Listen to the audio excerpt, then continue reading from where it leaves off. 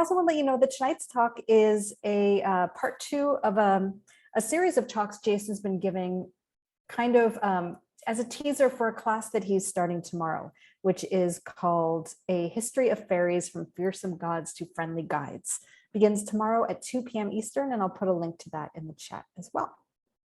So with that, I want to introduce today's speaker. Today we have Jason Lauman, who is an American visual artist, sculptor, poet, and cultural historian. He studied illustration at Parsons School of Design and art history at the New School in New York. He holds an MA in modern European history with an emphasis in the history of science and technology from SF State, where he also taught in the humanities department. He completed his PhD coursework in the history of science at the University of California at Davis and has lectured widely on the topic of technology and visual culture, with a special emphasis on early cinema and automata. He's currently based in Portugal, where he maintains a full-time studio art practice. And with that, I'm going to hand it over to today's speaker. Again, if you have any questions, please share them in the chat or the Q&A at the end. And with that, Jason, take it away. Thanks so much, Joanna and Christina. It's so good to be with all of you today. And as Joanna said, what we're going to be covering today are spirit beings that share some similarities with Western European fairies. And this topic is actually something that is going to be explored at length, the whole topic of fairies in my class, which actually starts tomorrow. So as Joanna said, in the last talk that I gave a few weeks ago, we were really focusing on sort of Western European fairies. And you know, actually several people in the audience were saying, you know, this is great, but what about, fairy-like beings from the other parts of the world as well? Because this is certainly not just a Western European phenomenon. And I said, well, actually, that's going to be the second week of the class, but why don't we actually do another free talk? Because of course, this is something that's really important to think about. So today, what I'm going to be doing is the first part of the talk is going to be kind of a historical theoretical background to kind of give us some tools for sort of exploring the idea of what a fairy-like local spirit might be and how to approach it, you know, if we're thinking in terms of anthropology as well as history, but also sort of philosophically and phenomenologically. So I want to have, you know, a variety of different ways to sort of get into the topic. And then the second half of the talk is actually going to be sort of a tour of the world. And, you know, it's certainly not going to be exhaustive, but I do want to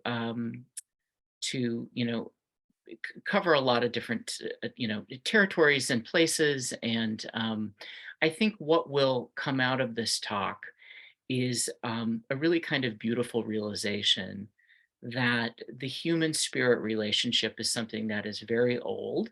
And I'm sure that if you're here for this talk, you already know that. But it's also something that increasingly in the last couple of centuries seems to be disappearing in many ways.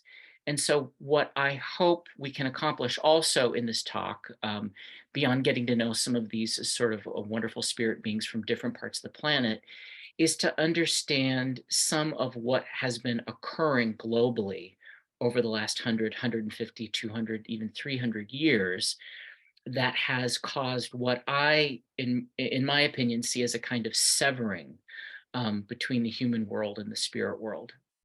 So without further ado, let's jump in. And again, if you have any questions, I'm happy to answer them. And I'm very, very excited to be diving into this topic today with all of you. Okay, our mostly invisible neighbors. The reason I chose that topic was because, as you'll see, these beings have always sort of been our neighbors. And, much of the time they are invisible to us. And when they make themselves known, there are various reasons for that. And that can vary from, depending on where you are in the world and who you are. But there is a sense globally, if you look at all of these different types of entities, that there is not just a familiar relationship to them, but also a familial one. There are many kinds of things that tie human beings to these spirits that one could consider a kind of a neighborly relationship in many ways.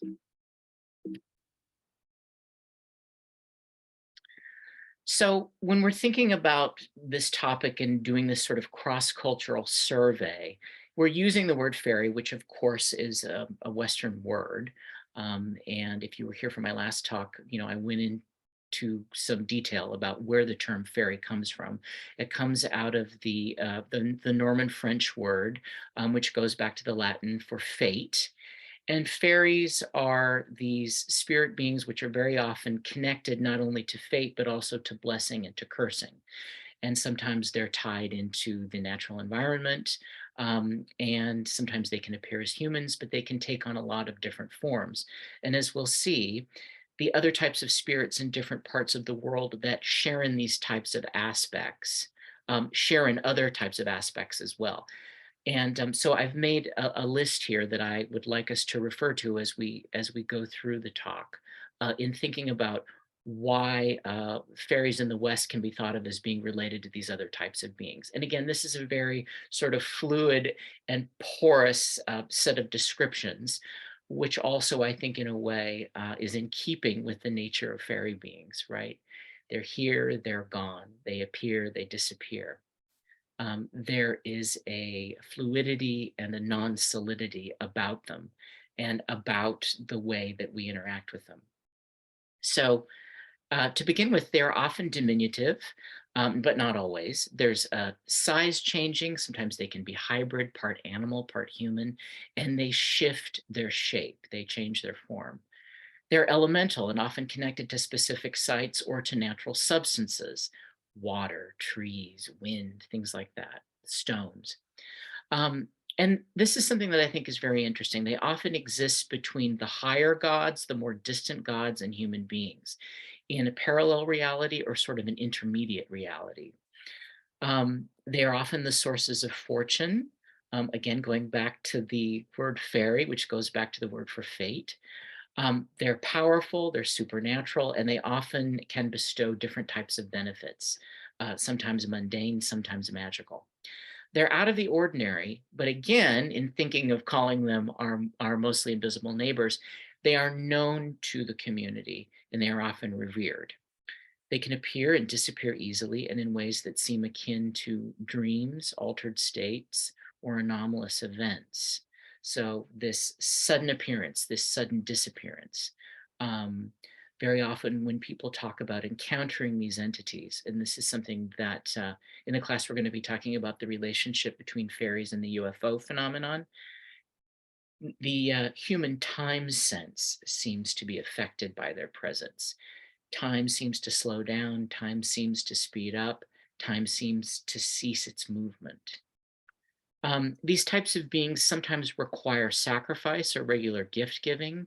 And again, they are also very often the objects of reverence or worship in the way that gods can sometimes be the objects of reverence or worship.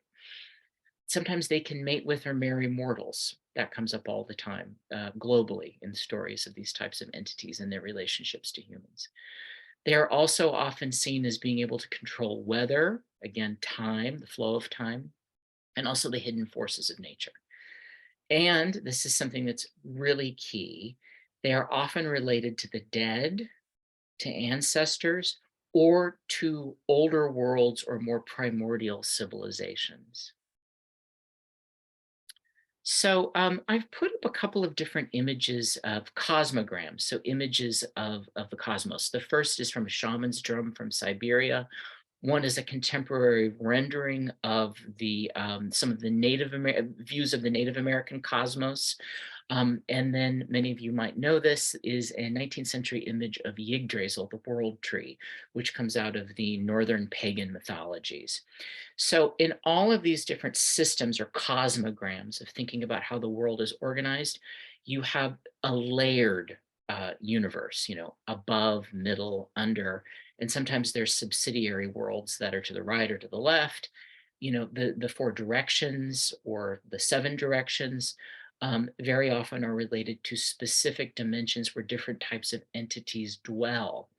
And so shamans, worshipers, and even everyday people, when they are orienting themselves to entities in other dimensions, they will very often be pulling in a cosmogram, even, sometimes in their mind, sometimes as a part of the ritual.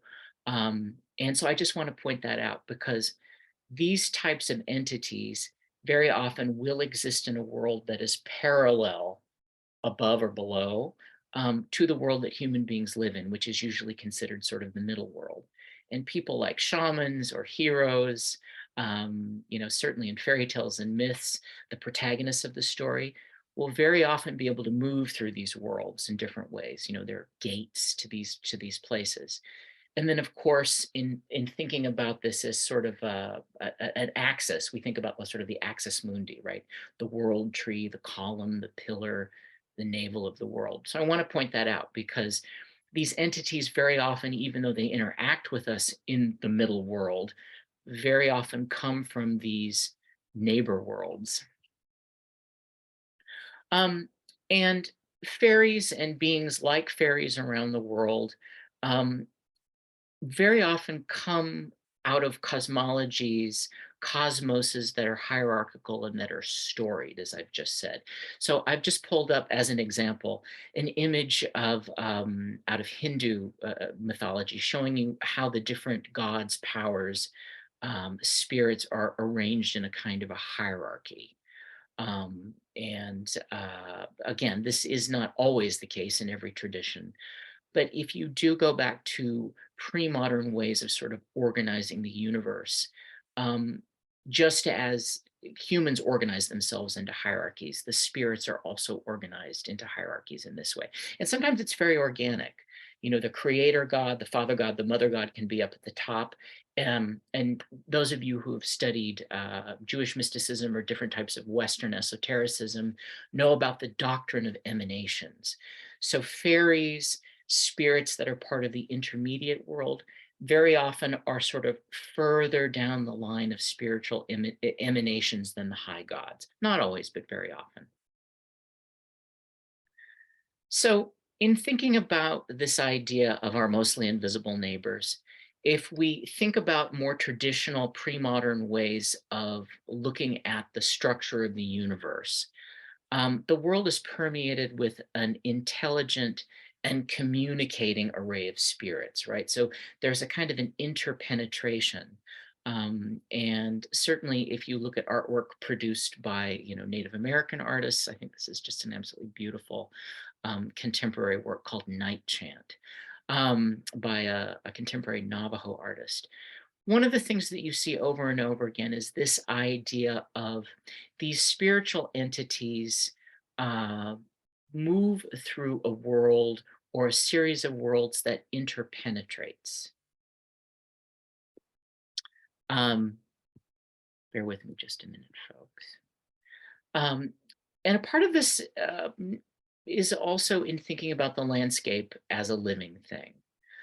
This is an image from the Rubin Museum of Art. It's a Tibetan image from the late 19th, early 20th century of a very old story about sort of the founding of Tibet as a united kingdom. And in this story, there's a queen who is trying to figure out why the certain series of organizational political structures keep failing. And what is revealed to her is the fact that the landscape itself is a divine demoness, a divine sort of female titan. And in order to subdue her or bring her into alignment with a kind of a uniting civilizing force, there are a series of temples that have to be erected in certain places in order to subdue her.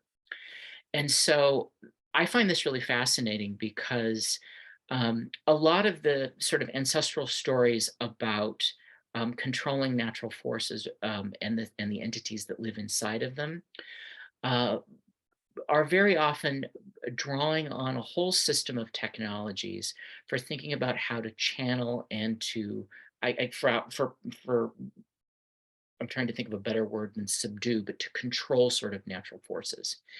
And as we go along, one of the things that is constantly arising as human beings are are trying to engage with these different types of entities that have power over the natural world or that arise out of the natural world is, what are the technologies? Magic, sometimes it can be certain types of architecture. There are these systems of power that will allow human beings to either subdue or to bring themselves into alignment with these primordial powerful entities that are very often seen as representing the powers of the earth, or sometimes um, don't just represent them, but are actually the sources of the earth's powers. But again, the earth in these systems is a living thing or is made up of entities that are alive and that can be communicated with. And that's something that is not out of the ordinary. It's something that you find across the world, across time. Um, so again, as I've said, these types of spirits, these intermediary spirits, are often seen of as not just occupying the natural world, but also directing its forces. Some examples: the Taoist spirit of lightning, Tianmu, who's one of the mother goddesses; Mamiwata, Mother Water, who is a West African deity, but that enters the diaspora. And you find her all over the New World in a lot of the religions like Voodoo and Santeria that have arisen out of these new sort of cultural phenomena out of the diaspora. And then Palikomana, is the water drinking woman, who's one of the Kachina. She's the Hopi spirit of the corn. So as modern scholars, we often talk about these things being personifications of substances, of different aspects of nature. But I think it's something much more mysterious than that. These are not merely personifications. Very often, these are ways that human beings have created sort of vessels for communicating with divine energies, with living energies. Um, these local intermediate spirits, fairies, whatever you want to call them, and when we get to the full course, I'm going to be talking at length about how Western fairies and elves are very often connected to the spirits of the dead. But again, this is something you see all over the world. These entities that live in nature, these local spirits, which manifest to people, are often connected to the ancestors, to the spirits of the dead, to the people that have lived there before the arrival of one's own particular people. Very often, they're also primordial deities or entities. And in certain situations, they are the deities, the entities, the spirits that give particular types of civilizational gifts, such as the crafts, weaving, writing, the control of fire. Two examples here, some carvings from one of the Philippine islands of spirit ancestors. And then, of course, if you know Hawaiian lore, we'll talk about them a little bit more in a little bit here. The Menehune. And the Menehune in the Hawaiian Islands are seen as belonging to a much older group of settler beings. Sometimes they're seen as being a more primordial form of human. Sometimes they're seen as being a much more sort of a spiritual entity. And again, as I'm talking to you about this as a modern scholar, the words are sort of failing, right? Because we're trying to reconstruct these things very often centuries later. And so the stories about them conflict, and they also represent different points of view that have come down. I think that's something also that we need to keep in mind when we're talking about the history of religions and the histories of mythologies. I think very often as modern people, there is a desire, I think that has been implanted in us, to get the original answer. You know, what is the first source? What did this originally mean? And I think very often when we're dealing with things that come out of oral cultures, that come out of cultures that have have lived in particular places for centuries or sometimes millennia, these things aren't fixed. There is no one original idea.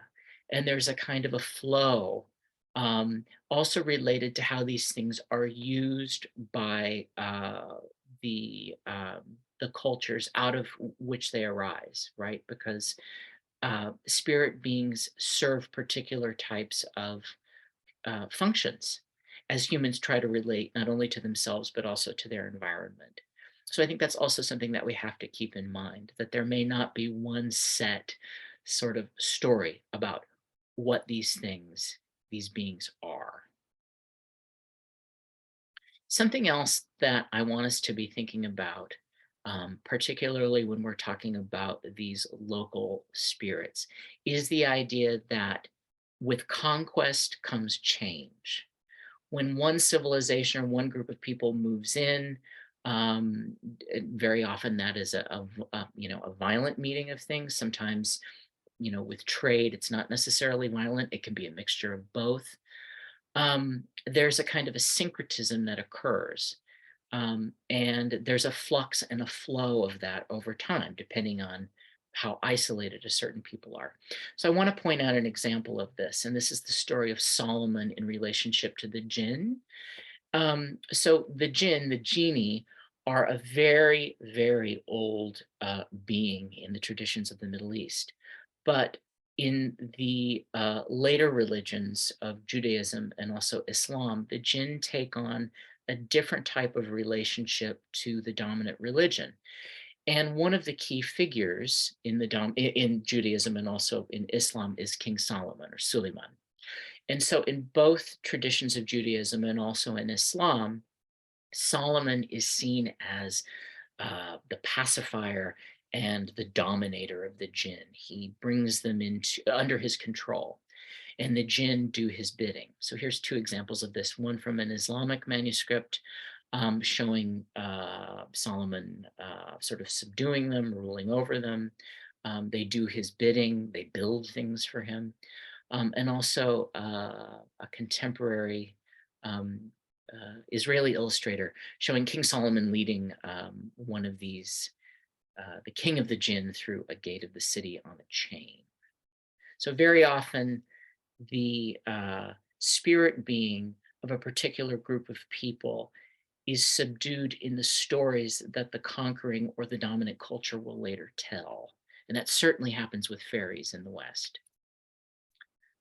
Another example of this, if we're thinking about modern colonialism, here's two images. One are of Tahitian idols from an early 19th century text. These are actually the objects, sacred objects that belong to the royal family of Tahiti. And it's very funny, if you read some of the smaller text here, it says, in the missionaries could not learn the name of this idol, idol number 2. So what we also have to remember is in the 18th and 19th century, a lot of the information that has come down to us about local spirits is coming through the work of Christian missionaries, who are, of course, seeing these beings as demons, right? Who are going to be standing in the way of the people receiving the true word of God. And so that's an untangling process that is something that we have to do with the sources, particularly sources that we're looking at from the last couple of centuries. Another image from the 17th or 18th century showing Franciscans and some natives of a certain part of Mexico. You can see that the natives who are surrounding these different Franciscan priests are being besieged by demons. And of course, these are images that are being told from the Christian point of view. This is something that I kind of think is important to drive home. It's something that I think people raised in a Western European context who are descended from Western European people, particularly Christians, don't often think about. So, white men like me, our ancestors, if you go back 1500 years, or sometimes if you're from further up in Northern Europe, uh, did not worship a Christian God. They were pagans. And so if you take the long view of looking at Western Christianity, indigenous European tribes, let's call them that, were polytheists. And it's very interesting because in the history of Christianity, and you can see this in the history of Islam and also the history of Judaism, earlier spirit beings are not just co-opted, but they are worked into the dominant religion in a new way. So two things that I want to point out to you, I think are really, really interesting. This is an image by William Blake of Satan pouring out boils on Job. Job is, according to most scholars, and I think this is, we know this for sure now, is considered the oldest book in the Hebrew Bible. And so Satan is not the devil. He is a member of the heavenly court, and he is used to test Job, but he's not evil. He is an instrument of Yahweh, right? Who is utilized in a way to test Job. And as many of you know, if you've studied the history of the Christian devil, the way that the Christian devil looks is his image is, of course, the Greco-Roman satyr. So the Christian devil that has come down to us is a being that has come down through the centuries with all of these different accretions. And all of those different accretions are related to very often spirit beings, local beings that didn't have anything to do with the original entity, Satan. Likewise, a very peculiar entity in Western lore is the fairy godmother. She really doesn't appear on the scene until the 17th century in France, and we're going to talk about her at length when we get to the full class. But she is also this very odd amalgamation. A godparent is the Catholic member of the family unit that stands by during a christening, and yet the fairy godmother is this sort of pagan matriarchal entity married to the Christian christening. So again, I want to point out that what the Christian missionaries are doing in the early modern period in Mexico, in all of these different places where they are showing up, is something that was done to their ancestors centuries before. The conquering organization will utilize what is there. You see this obviously in the church calendar, right? When the Christian missionaries are coming into Europe, they are laying the sacred Catholic calendar over the pagan wheel of the year. And so when we are trying to excavate the stories of fairies and of fairy-like beings, we also have to be aware of the lenses that we have to kind of look through and that we have to attempt to get behind. It's sometimes something that's very difficult to do. But again, as we're thinking about sort of the theoretical basis for the study of spirits, that's something that I want to put out there for us to be thinking about and thinking with.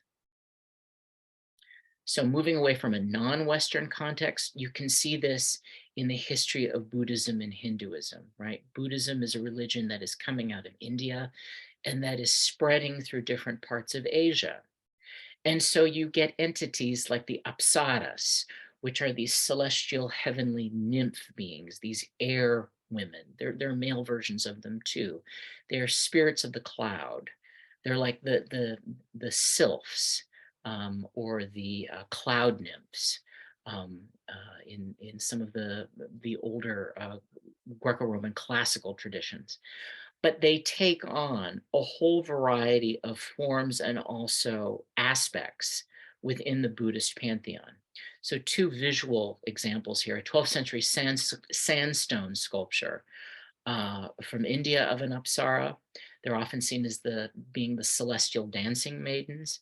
And then a contemporary image of a celestial banquet by a Chinese illustrator. And again, you can see the dancing apsaras. And the apsaras play a really important part in the visual dance culture of places like Thailand and all across Asia. But they are a very, very old primordial being. Again, returning to the West, if we're thinking about fairies and their relationship to Christianity, the wells that you often come to in Ireland, which are these sacred wells where these water spirits dwelled, are later named for Christian saints. And the figure of the green man, which appears in the Christian churches all across the British Isles, partakes of a much older form that is related to a lot of these vegetation spirits. Similar thing, as I've just said, the image of the devil comes out of the image of the satyr. But throughout the last 2,000 years in Western European art, even though most Western Europeans would call themselves Christians, the art that they are very often creating in their churches, in their palaces, and then later in the modern period for, bourgeois and sort of a wider type of consumption, these forms continue, these forms persist. Another, I think, very, very strange thing, we're going to be talking about this when we talk about the relationship of Christianity to fairies in the fairy class.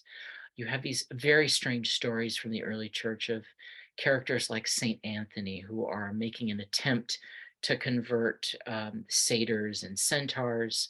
And very often these stories end sadly because these pagan creatures don't have souls like human beings, so they can't be saved. And there are also stories about a lot of these old noble families, particularly in France, that track their bloodlines back to these very powerful female water nymphs, such as the Melusine, um, which I find very, very strange and very interesting. When I teach, I often like to turn to etymology because I think very often contained within the histories of words are really interesting clues, not only to how those words have come down to us with and the way that they have been used, but also their original meaning can sometimes tell us about how they've been used in relationship to the power structures that have deployed them.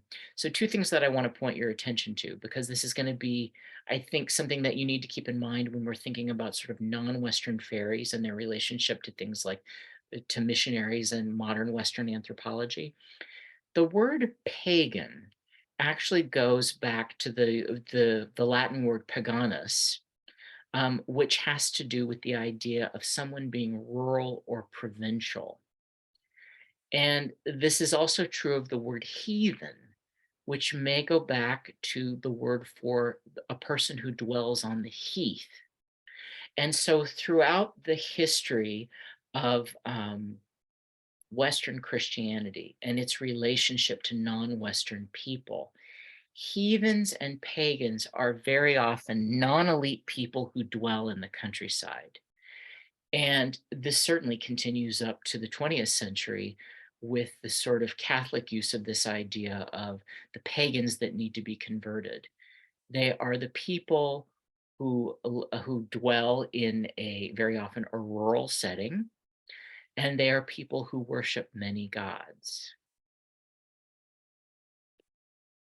So again, if we're laying a kind of a theoretical groundwork for thinking about how so much of the sort of Western view of non-Western spirit beings has fed back into the Western mainstream.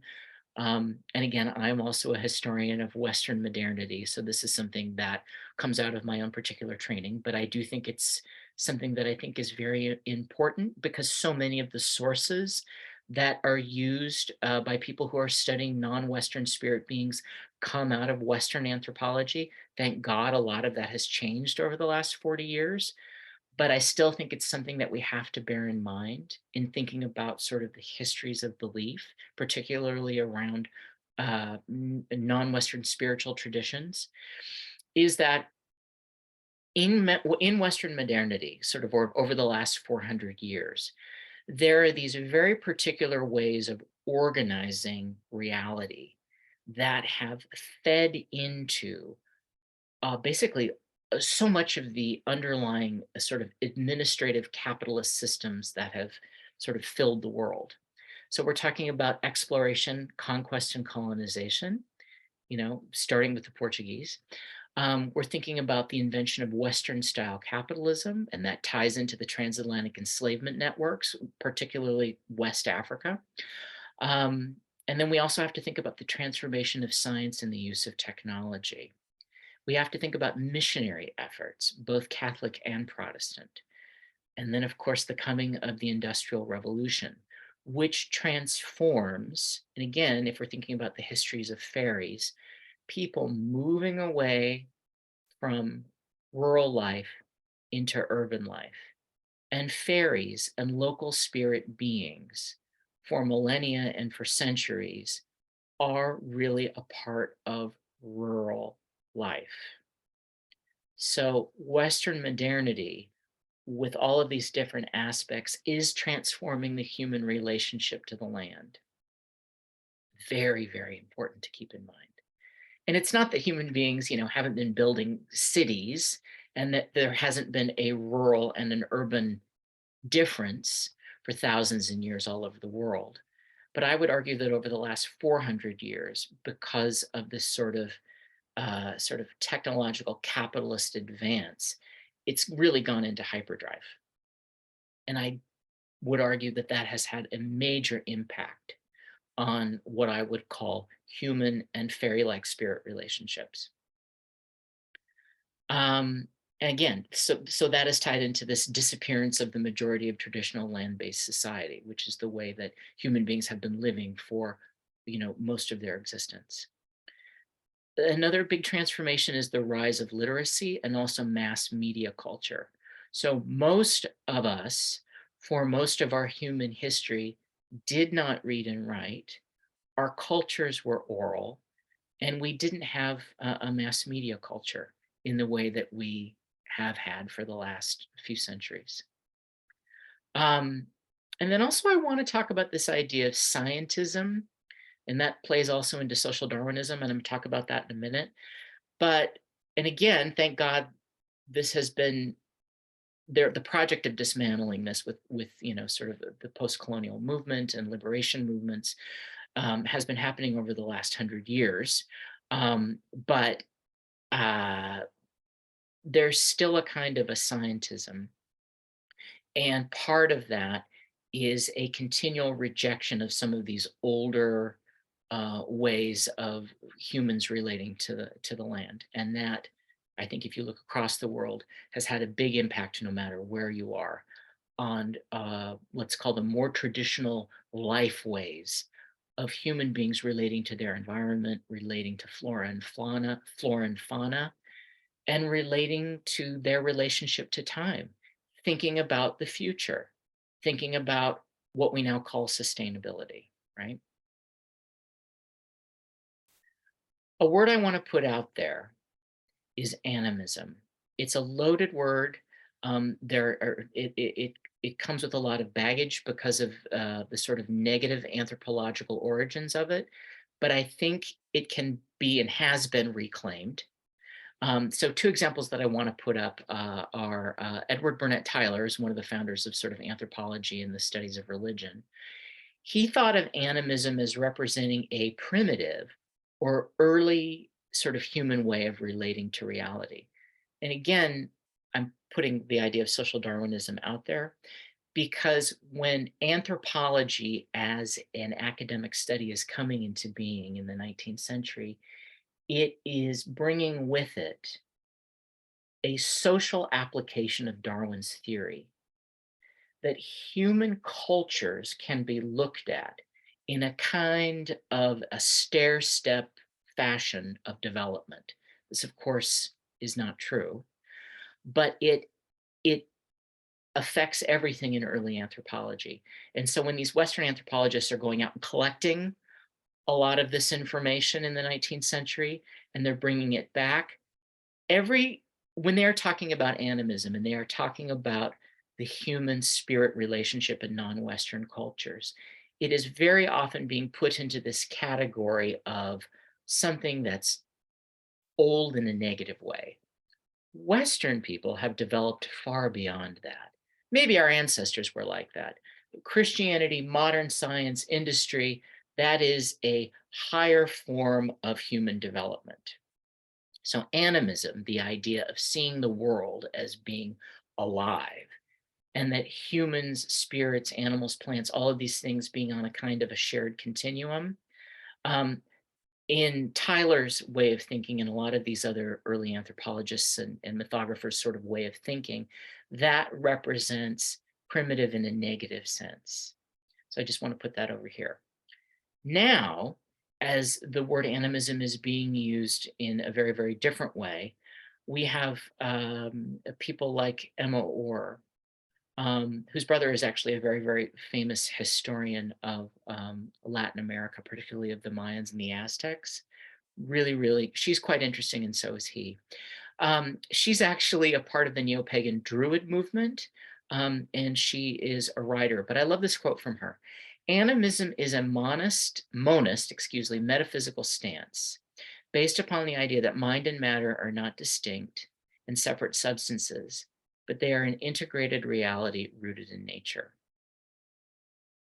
So I think that if we're starting to think about the sort of reclamation of human and spirit relationships as being something that isn't primitive, but that actually is something that is very natural and that was once shared by all human beings, um, I think it will allow us to start thinking about this in a much broader, much more ecumenical, much more curious way. And to tell you the truth, I think this type of work is just getting started. Um, and that is something that I have come to believe as I've started doing the research for this class. People are doing the work, and it is just so exciting and so interesting. So that's the theoretical bedrock that I want to lay down before we kind of jump into looking at these different types of beings across the world. So without further ado, let's meet some of our mostly invisible neighbors. So if we're looking at, what we in the West have called the Middle East, we go back to these ancient images that you see in Assyria that were later called genii. But what they are is they're like temple guardians, and they're usually hybrid. They usually look like kings, and they have these incredible wings, and they're very often they are in bull form as well. And later on, when Islam became the dominant religion of this part of the world, there's a kind of a continuum that sort of fits in with the genie. And so the jinn, who are in Islam said to be made out of smoke, humans are made of earth, angels are made of fire, and the jinn are made of smoke, visually also seem to be connected to these earlier entities, these Assyrian genii. And also just think about that part of the world. It is a place where these sorts of monuments are seen by everyday people. They exist, for all to see. And so people, in Iran, in the different parts of the Arab world, are very often coming into contact with these monumental images of hybrid beings. And so again, I think particularly for Americans who have not grown up around monumental architecture that is thousands of years old, it's sort of hard for us to wrap our minds around the idea that if you grow up in a culture where you're constantly seeing these types of beings, it's very similar to growing up around cathedrals and coming into contact with sort of monumental architecture. It's a more theoretical thing. It's not necessarily a part of your life and your world. Two others I want to point out in this part of the world are the divs and the afrits. These, again, as they have been filtered through Islam, very often have sort of negative connotation. And they are spirits that very often serve powerful magicians. They're the guardians of treasure, and they are very, very dangerous. Afrits especially are often said to haunt the desert. Now, an entity that is less terrifying and more on the charming side are the paris or the peris. And these come out of sort of an older Persian tradition tied into things like Zoroastrianism, but other types of also Persian folk traditions. And they are what Westerners would say look a little bit more like angels. They're very often portrayed as having bird wings. Um, and Paris are picked up in the 18th and the 19th century by a lot of Western artists. They're also said in Islam to also greet people when they enter paradise. Western artists such as Leon Bakst, the great costume designer for the Ballet Russe, um, designed images of Perry for Paul Dukas' ballet. And of course, the great French painter Gustave Moreau, who was a committed Orientalist, pulled a lot of these things into his paintings. Western Orientalism in the arts in the 18th and 19th century, which is a part of also the sort of, Western French colonial project, um, is utilizing a lot of these things as it is also trying to make sense of its own occult traditions. Fairies, Perries. There's a belief for some time that actually the word fairy and Perry might be related. We now know that they're not. In India, you have the Hindu tradition of the yakshas or the yakshinis, who originally were spirits connected to trees and other parts of the natural landscape. But again, um, as Hinduism, in a more elite sense, came to dominate, and then later Buddhism, yakshas and yakshinis play an important role in thinking about how spiritual beings evolve over time. And in Jainism, there are actually a set of beings that are called yakshas, but they're also like enlightened masters. They're called the Tirthankara. And so again, if we're thinking about sort of the Western tradition of fairies sort of being co-opted into the Christian tradition, like with the fairy godmother, and it's a little bit more complicated than that. We'll talk about that in the class. A lot of these sort of primordial nymph-like beings in ancient India, in the ancient subcontinent, when these religious traditions come to dominate, they're incorporated, they evolve in a sense. It's not certainly not one size fits all, because depending on what part of these vast civilizations you're operating in, there are certainly, local versions of these things. Yakshinis, will very often appear in architecture. And so they're sort of similar to the caryatids, like in the Greek world, these sort of beautiful, powerful nymph-like energies, which actually end up sort of supporting different parts of the temple. And very often they have branches and leaves. They're related to sort of the nature of trees as supporting entities. In China, of course, you have the very famous 8 immortals. And again, very, very ancient primordial beings that have very, very specific functions in Taoism. Depending on which text you're reading, they can be nature entities. Sometimes they are human beings who have mastered particular sciences such as alchemy. I think this is a very good description of them. This comes from Victor H. Mayer, who's a well-known contemporary sinologist. They're immune to heat and cold. They're untouched by the elements. They can fly, mounting upward with a fluttering motion. They dwell apart from the chaotic world of man. They subsist on air and dew. They are not anxious like ordinary people, and they have the smooth skin and innocent faces of children. And in certain traditions, they are said to actually dwell in this enchanted island realm in the north. And that's very interesting because in the Western tradition, you have the Tuatha De Danann, this old sort of fairy tribe in the Celtic tradition who dwell in what's later called Avalon, the Isles of the West, the Blessed Isles. And in certain texts, the 8 immortals are also said to dwell on a blessed island, a holy island. Um, and again, because they come out of such a long tradition and such a varied tradition, of course, there's so many different cultural groups in China.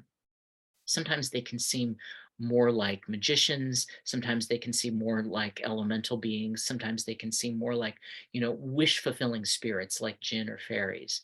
And they can change shape.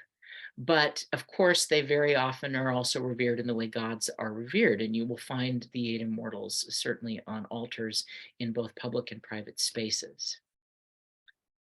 Now, if we're moving over to Japan, there's this rich tradition of the yokai.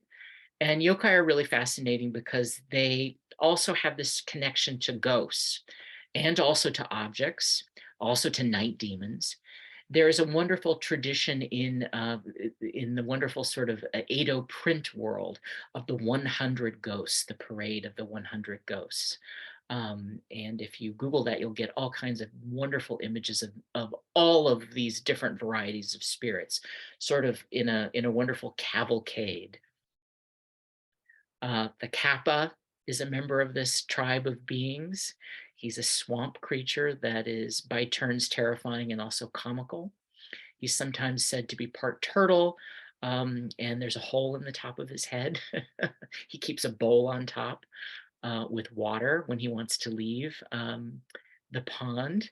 And the water in the bowl in the top of his head is how he sort of, keeps his water power with him. Another one of my favorites, the Casa Ubake, who is a member of these things called the, forgive my pronunciation, folks, the Sukumogami, who are objects that have come to life. They are objects that have been loved and that have been revered sometimes for a century, and they take on a life of their own. There's a wonderful 1968 film some of you might know called The Yokai Monsters, The 100 Monsters, that profiles a lot of these yokai creatures.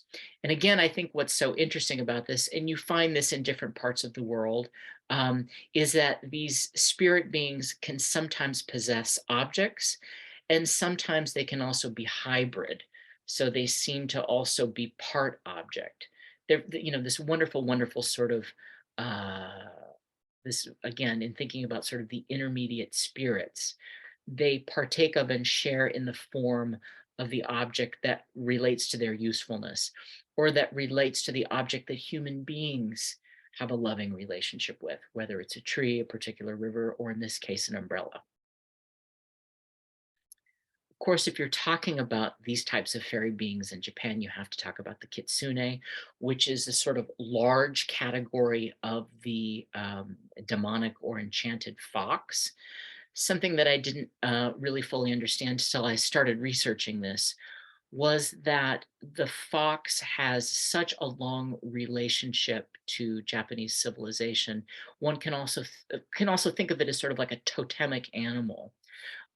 There are pieces of jewelry that are very, very old that are made of fox teeth and that seem to go back to very old Japanese Shinto and shamanic religious practices.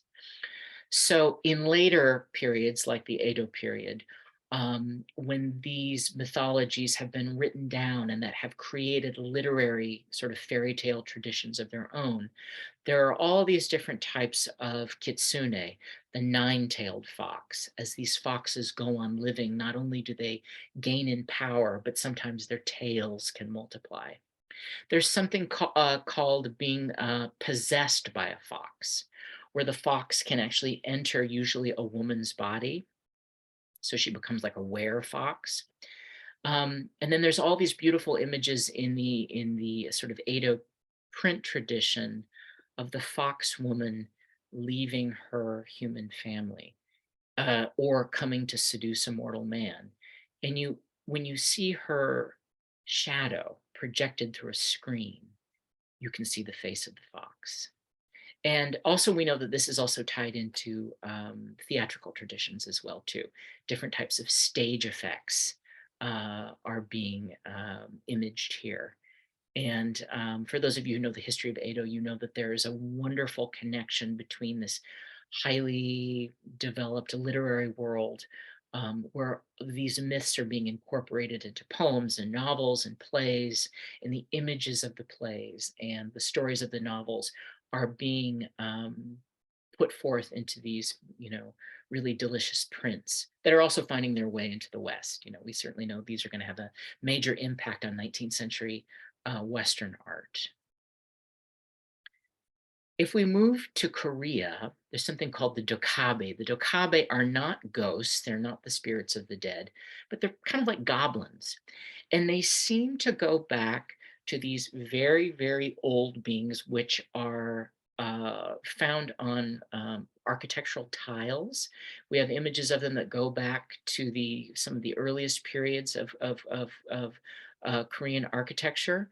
Um, I've shown some images here of roof tiles, one that's about 1,500 years old and one that's much later than that.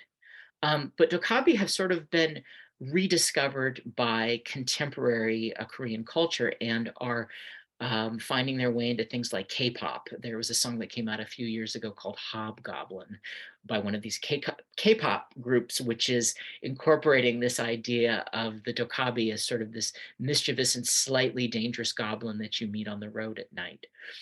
Um, and they are somewhat reminiscent of the European will-o'-the-wisp in that when they manifest to human beings, very often there's a flickering light or a blue flashing light that can either precede their coming, or that, as you can see in this contemporary print, will come out of the tops of their heads.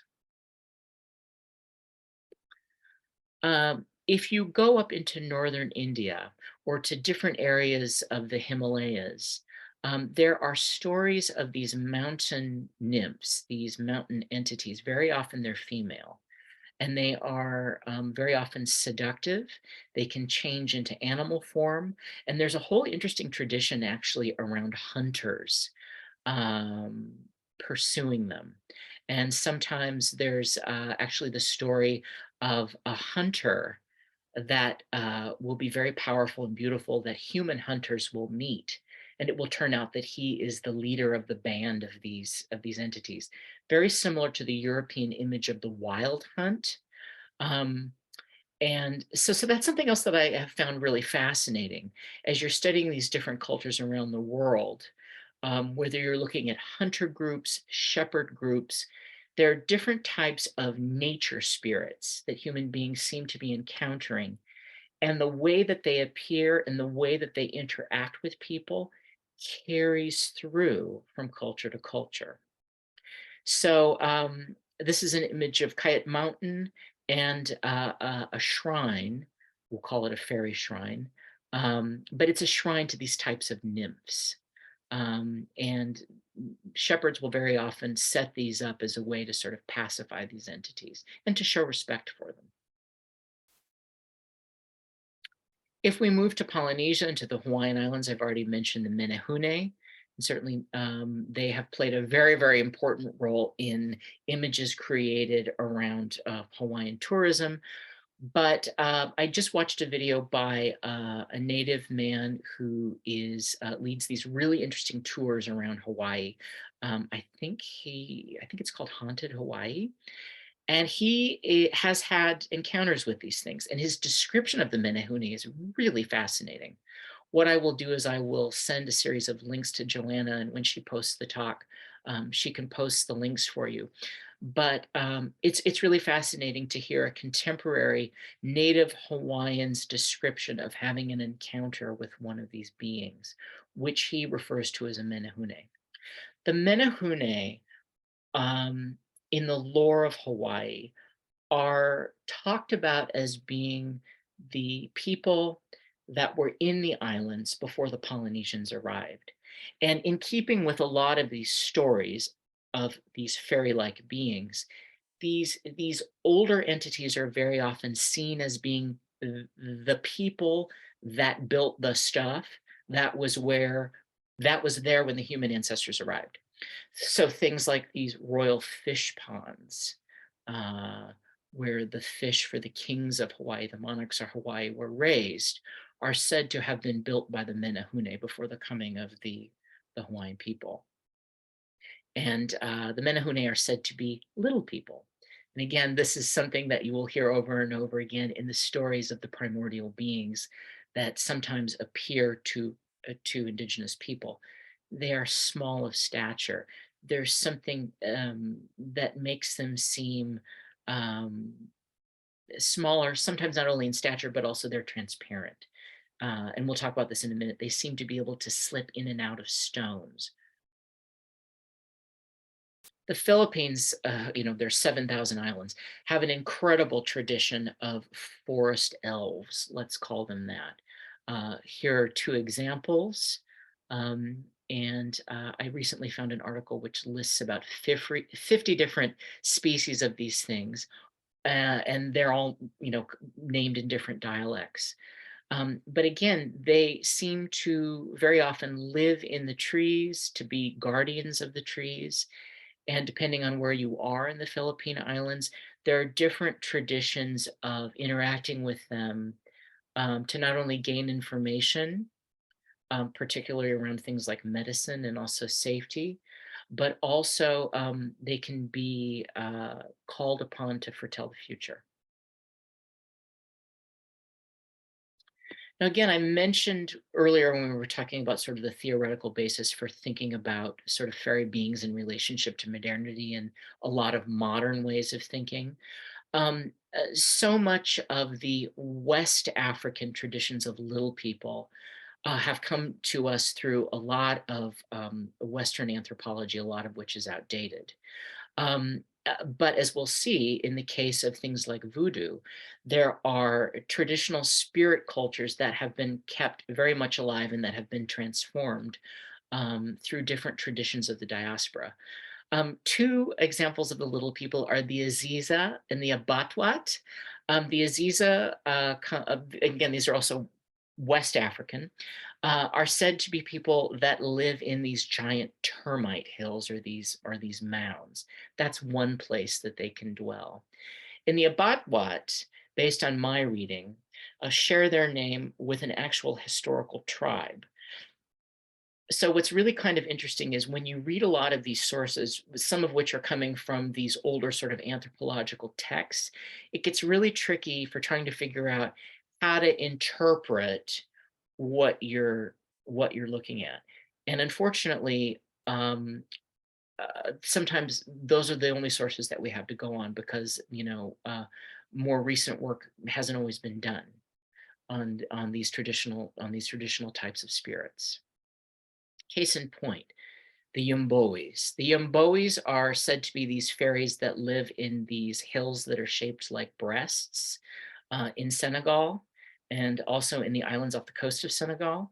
Um, and in my own research, I kept reading the same thing over and over again when I would, do my Googling of Yumbois. And I was like, why is this? Well, it turns out there's only one source. And what's fascinating is this source has been used over and over and over and over again by people all across the world to talk about this. And so I think that's really interesting. That source is an early 19th century source, by the way. Um, One of the things that comes out of that source that I find fascinating is that the Yumbois are very often called the Bakna Rakna, which according to this source in the language of the natives of that part of the world means the good people. So this is something that you'll find all over the world. So I can't attest to the accuracy of the specifics of that phrase, but what I can attest to is something that I see over and over again as a person who has studied this. Epithet. I'm not sure what the correct term is. There are phrases like the good people, the good neighbors, that are used rather than using the actual name of the being that you're talking about, not only as a form of showing respect, but also as a way not to draw attention to yourself.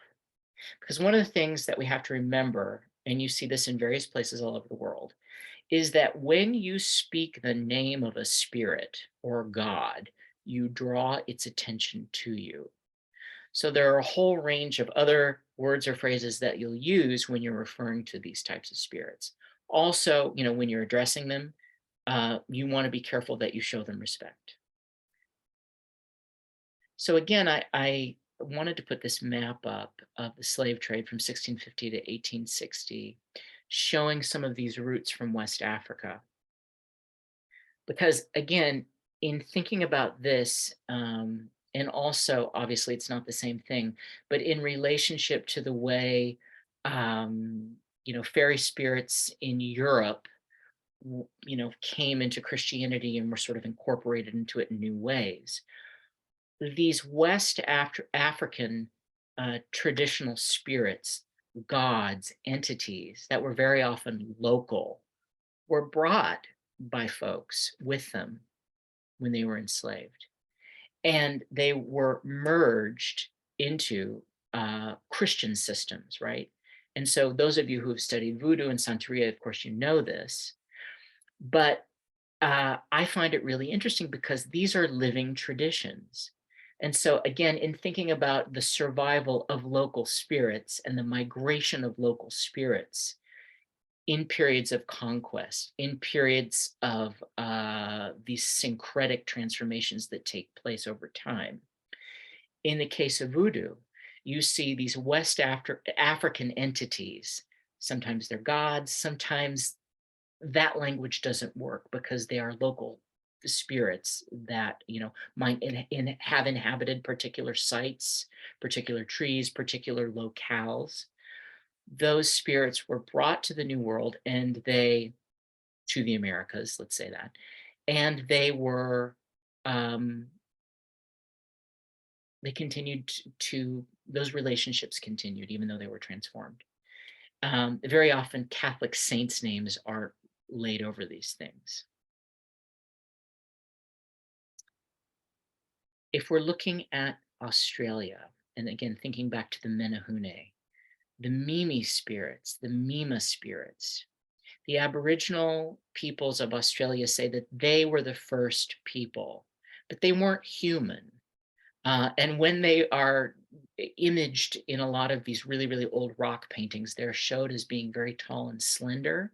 And so there are these oral traditions about the Mimis. When they come out of the rocks, they have to be very careful in high winds because they can be broken like sticks.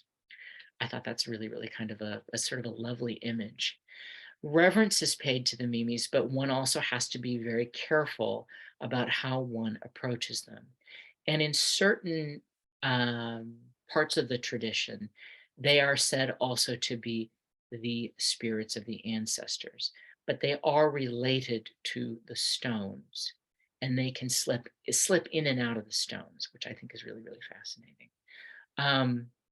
There's a really beautiful dance that was done in 1996 by a group called the Marugeku Company, and I will share that link with you. It was an all-night performance that was created by a company, and I believe that they are folks descended from indigenous Australians um, that sought to create a type of a ritual to bring a lot of these things to life. The Mimi spirits have been shown in a variety of ways on Australian stamps, and there are certainly so many Aboriginal artists that incorporate them into their contemporary artwork. If we're thinking about Native American traditions, the Mohican tradition, there is a whole tradition of, again, honoring these little people that live in the forest. And I'm going to provide a link because there's some really, really sad stories about the 17th century sort of colonization of these areas of New England, and descriptions of how the relationship between the Mohicans and other tribes was disturbed because of all the violence that was visited on these people. There traditionally were these baskets that were created with offerings of food, berries, things like that, that were left out for them. And again, thinking about the small people, the little people of the forest, this is something that you also find in the Iroquois tradition too. There's a wonderful book. It's a little dated now. And again, it sort of suffers from some of this early 19th century sort of, white anthropology. But it's still a beautiful book in many ways, and it's still considered an important source. And it's called Tales the Iroquois Tell Their Children. And that came out in 1917. There are, if you choose to dive into this, um, a series of different types of these little people. They're called the Joga, and they manifest themselves very often through sounds. They will very often throw stones. You can sometimes hear their drum beats. And certain members of this family of beings are also said to live underground. So again, if we're thinking about the storied universe and how these spirits inhabit the different levels of creation, This is something that you certainly find in this tradition. If we're thinking about the polar regions, the North Pole, and we're thinking about the Inuit, there's a very interesting tradition. Think of the kitsune, think of the enchanted foxes that are also women. There's a similar tradition of the swan maiden in Western Europe and also Central Asia, the beautiful woman who can put on her swan feathers and become a swan, and who very often will marry a man and have children with him. You find this same type of entity in the Inuit tradition, but she's a goose. She's called the goosewife. And I thought this was just an absolutely beautiful image from the early 20th century showing these Inuit children with a captured goose. Also thinking of the Selkies, right? So when human beings live very close to a particular type of animal species, there is a strong spiritual relationship which becomes deeply mythical and which feeds into the whole sort of human animal spirit relationship in the form of an entity that goes back and forth between the human and the animal, and that very often will bear children that come forth, I think really one can say, of the love between the human and the animal. A sort of terrifying version of this is the sea hag, the Callapilluit. I'm probably not saying that correctly, which is a sort of a Inuit boogie woman that was used to keep children. At least this is a sort of a typical anthropological interpretation of it, that was used to keep children away from dangerous areas of the ice. She will come up out of the water and she will get you and eat you. But she's similar in form to Sedna, who is this benevolent and all-powerful sea mother. She's an Inuit sea goddess. For those of you who remember the film Legend by Ridley Scott, there is a swamp hag very much like this that comes out of the water that Jack does battle with. And I hadn't thought about that till I saw this contemporary image of her. I said, that's Meg Mucklebones from Legend. Again, I will provide this as a link.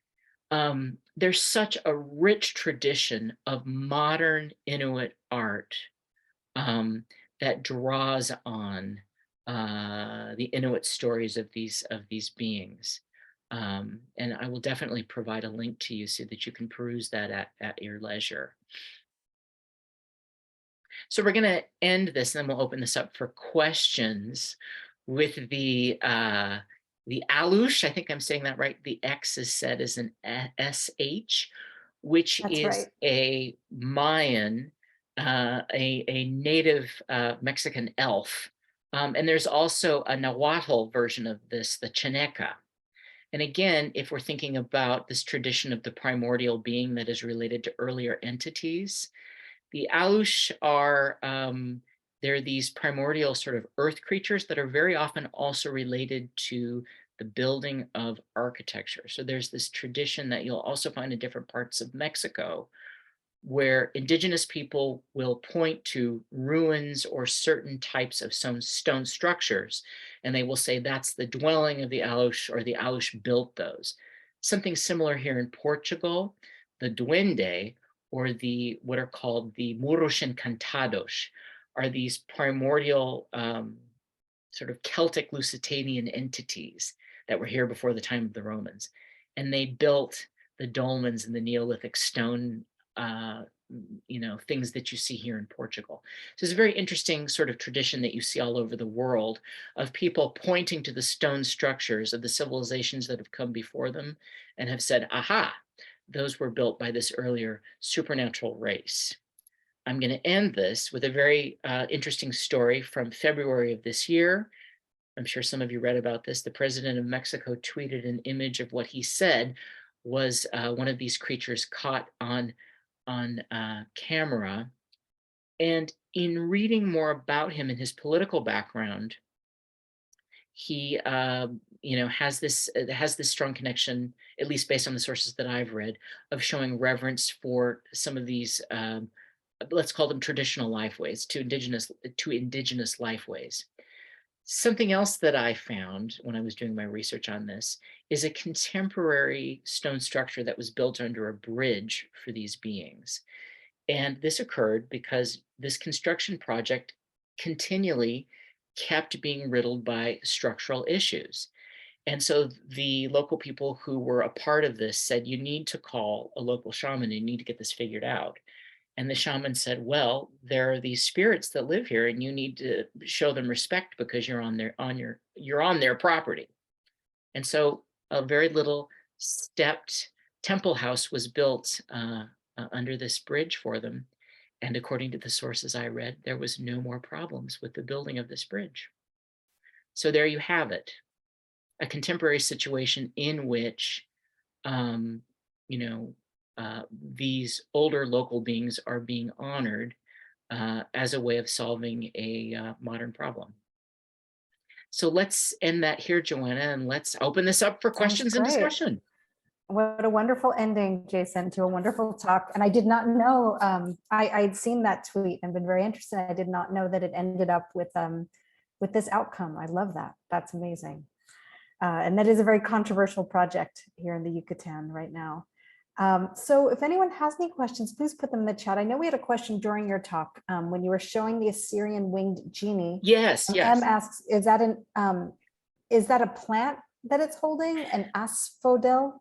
I don't know, but it's a not a purse or a bucket. It's some kind of a carrying container for some kind of, I think of a holy plant. It may also have been some kind of a fragrance bearing plant. Mm-hmm.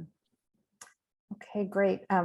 There's some comments in the chat. I don't see any other questions yet. If anyone has them, please type them in and I'll read. Do you have access to the chat, Jason? Can you look? Oh my goodness. I don't have it open, but I can't. That's okay. I can read it to you. Yeah, would you mind, Joanna? That'd be not great. At all, not at all. So Geocom said at one point early in your talk, LOL, my Hungarian grandfather grew up on a farm before migrating to the US. Once when she was ironing a sheet, the sheet started to jump and move around in a few places. Grandma was totally convinced that a spirit or devil had entered the sheet. Turns out a grasshopper had somehow gotten under the sheet in our backyard garden. Grandma remained unconvinced, however. And Shan had a few comments. Shan said the Iroquois go by the Haudenosaunee. I'm totally butchering that pronunciation. Still tell stories to their children. And also says Sedna isn't necessarily benevolent. She will readily starve people who mistreat her gifts. Yeah. Well, earth mothers and sea mothers do that, don't they? Yeah. And one way you could look at that too is going back to the old great goddess or great mother myths, which they were the goddesses of all, of life and death, light and dark, everything. That's right. So we also have, Shan says, and FWIW, Inuit have the Angakuit rather than shamans. The shaman. So Joanna, there are two, I'm not getting either of these. Are these corrections of the name? I think so. I think Shan is Inuk, so is just giving you some information. And I want to apologize to people for both my pronunciation and also any kind of sort of lack of knowledge on my part, because these cultures are not my cultures and they're also not my fields of specialty. So I appreciate the correction and thank you. Okay, and she says, Shan says you're welcome. Thanks, Shan. And I see there's also some comments in the Q&A. Yes, Carla, nice to see you here, Carla. In Bolivia, she says we have the Akeko. Do you know about the Akeko, Jason? I have heard of the Akeko, yes. Is that? Yes. I'll send you a video later. One of our other speakers, Patricia Yosa, did a short film about it, and it's kind of a spirit of abundance. And there's a festival dedicated to it in January, I think, Carla, you can correct me if I'm wrong, where people buy all of these miniatures of what they want to manifest in their life the following year. Right. The film is, thank you, Carla. It's the Alacitas Festival, and it's fabulous. I'll send that film along. It's brilliant. Okay, we do have a question in the chat Yeah. from Natalie. Natalie says, can you speak more on the layering of the worlds as shown on the slide with the cosmic axis, as far as where fairies reside and how they come to interact with humans? I can't really describe that in a general way because it's very specific, I think, to culture. And also, I think the reason I shared that was because one of the things that I find, I love the term cosmogram. I was recently introduced to that term, is that I guess the reason I put that up is because I wanted to point out that in all cultures really before the modern period, all of our ancestors sort of, we saw it in different ways, but there was this idea that there were multiple worlds and they all sort of interpenetrated one another. And those cosmograms aren't, I think there's an issue with that, in that I don't want to say that those are set in stone, and that all people that belonged to a particular culture would necessarily have seen the universe in that way. But the reason I put them up is because I think they're helpful tools for getting us to think about how most of us, for most of our history, have seen the physical world in a much more different way, that very often was much more layered, and those layers interpenetrated. So let me just say this: very often these intermediary beings will just appear to you, particularly when you're on their turf, when you're in the woods, when you're by a particular well, but also if you have employed the help of a person who has truck with these beings, such as a shaman or a cunning person or somebody like that, a healer. Okay, thank you. And I just found a recent article we published on the Akeko with that short film I mentioned. I'll send it to you too, Jason, but I put it in the chat so everyone can have access. Thank you for sending that. Oh no, it's my pleasure. I think it's a really charming, and it really captures something very beautiful. And M says in Brazil we have the kuka. One more comment, and there's another comment in the Q&A where M says, you see yokai in Pompoko trying to recreate the Night of the 100 Ghosts. Pompoko being the Miyazaki movie. Yes. Oh, yes. Isn't that wonderful? Yeah. I think one of the things that I've been so thrilled of, one of my godchildren is very into manga, and is how alive, not just in Japanese culture, but how alive so many of these spirit traditions are.